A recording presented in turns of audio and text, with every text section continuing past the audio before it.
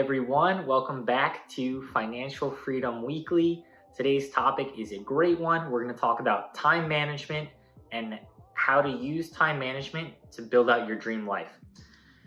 I'm going to go over a bunch of different strategies I use and perspectives I try to use day in and day out to build out my day. And these are strategies I've used to build out the company that I've made at this point, and what I'm going to continue to use to keep building it and use in all aspects of my life. So if you guys are interested in building your dream life, here we go. One of the first things you need to do when you're trying to figure out how to manage your time is figure out what you're trying to accomplish. In doing so, you need to try to start thinking longer term. You want to look far out, figure out what your goals are, and once you have these goals, you want to reverse engineer a schedule that meets those goals.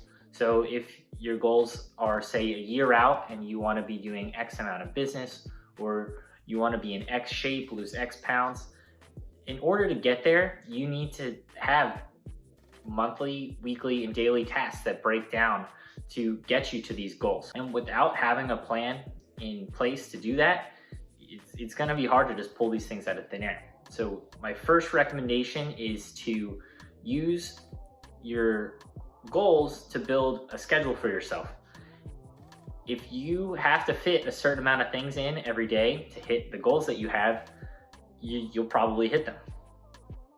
Otherwise, if you don't really have a plan every day, but you just have these lofty goals, you're gonna end up doing whatever here and there, and maybe you hit them, maybe you don't. So first thing is figure out what your goals are and what you're trying to accomplish, and then use that to reverse engineer what you should be doing every day. The next thing you need to do, and this can go right alongside of making your goals, is figure out what your priorities are.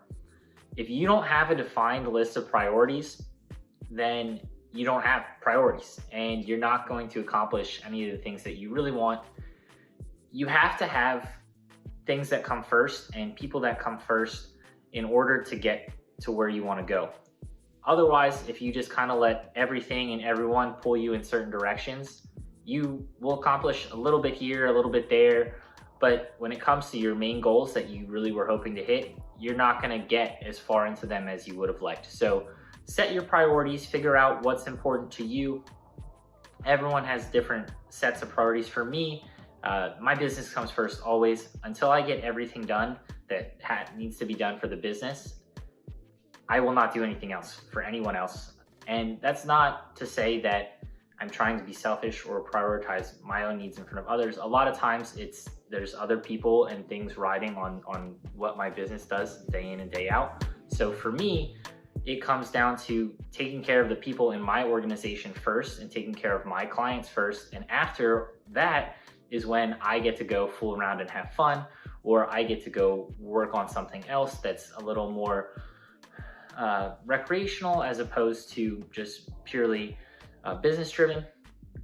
But having priorities is super important. You'll also notice that when you try to get in contact with me, I'm not always the quickest to respond. There's only so many hours in the day. You only can answer so many messages, emails for anything. And if you have your priorities set straight, there's gonna be time blocks where you're answering messages, answering emails. And there's also gonna be time blocks even when you are answering messages and emails that you're only answering certain people. And it's not because you like one person or you don't like another person. It's all of this stuff goes back to those goals that you've reverse engineered and the priorities that you've set for yourself. So it's when it comes to time management, sometimes you just have to put your phone down and you have to put certain people and certain things in front of others to get to the goals that you want. If you're anything like me, you may end up having a really big to-do list, or so you think. Whenever I feel that I'm overwhelmed by the amount of things that I might have to get done that day, because the list never really seems to end, I just do a brain dump and I write down everything that I have to do, whether it's right now, tomorrow, next day. I write everything down, and then from that list of things, I just pick out the 5 most important things that if they do not happen today, it's not good in the future.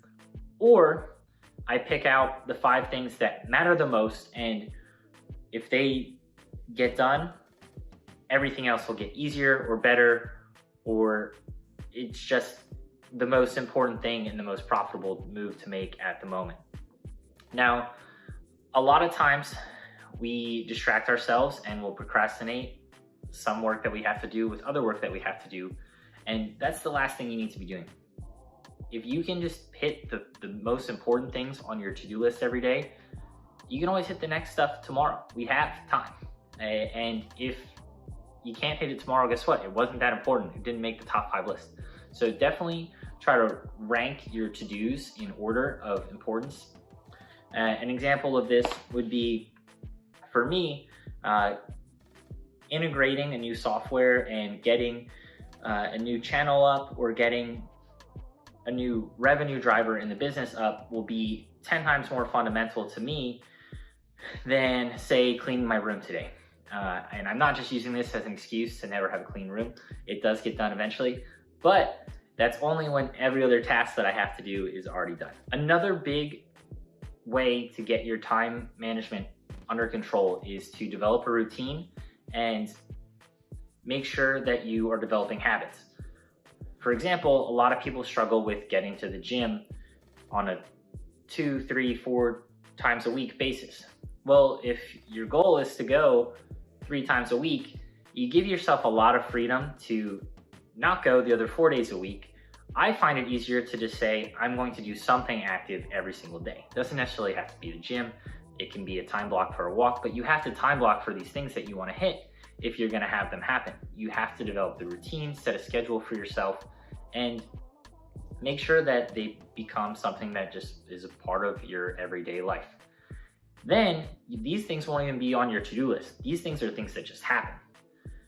You can then find other priorities and other initiatives that you need to take care of, and you can put those at the forefront of your day, because all of these little tedious things that you've been trying to get in the habit of are gonna be there, and you don't have to sweat them, think about them. You're not gonna pat yourself on the back for doing them. They just happen. So for some people, a list of 3, 4, 5 things they try to do that day may be automatically built into other people's days, and that's why they get so much more done. Because for them, the 5 things they're doing that day are on top of habits that other people haven't developed. So develop good habits, develop a routine, and that'll help you take yourself to the next level with your time management. And the last thing I'm gonna talk about today is to not sweat the small stuff. So many people major in the minors, and so many people get bothered when I tell them, you're overthinking it. Stop worrying about that. It's not important. And it's not that it's not important to me or that it shouldn't be important to you. It's that you only have so much mental capacity each day. And a lot of times, the things that you're worried about are not relevant compared to your goals. So if you can take a step back and look at something with the mentality of, will this matter to me 5 minutes from now? Will this matter to me 5 days from now? Will this matter to me 5 weeks from now? A lot of times, the smaller stuff that you've been sweating, it's not gonna be important. Tomorrow, next week, not gonna matter in the grand scheme of things. And with that, I urge you to stop spending your time thinking about it, stressing over it, and just, if it doesn't fit into the big picture, cut it and go work on something that fits into the bigger picture. Now, what you might sweat over and stress over might be different than what someone else might stress over. And in order to get yourself to an elevated level of thinking, you need to learn how to stress over less and less things and prioritize daily items that matter to you. You can think of it even in any company that you've been working for or anyone that you look up to. The things that bother them day to day, you'll notice that you don't even want to bring certain things to them because you don't want to waste their time with it, right? Well, it should be the same thing with your own time. Why would you value someone else's time any differently? If they don't think they should be sweating it and you want to get to their level, then you probably shouldn't be sweating it, and you need to just figure out, does this matter tomorrow? Does this matter next week? Should this matter to me? I'm a boss. Let's figure it out. I hope you guys liked this video on time management. I did this for a friend of mine. His name's Matt. He asked me to do a video on time management. Matt, I hope this helps if you got the chance to watch this. If anyone wants to see anything else on a topic that could relate to financial freedom, I'm more than happy to make a video. I'm definitely gonna make a video on building a company soon. I'll probably collab with someone on that. If you want any other topics, let me know. But thanks for checking this out. Be sure to subscribe. Be sure to show some love. Hit it with a comment, maybe a like if you're really feeling it. And that's all I got for you guys this week.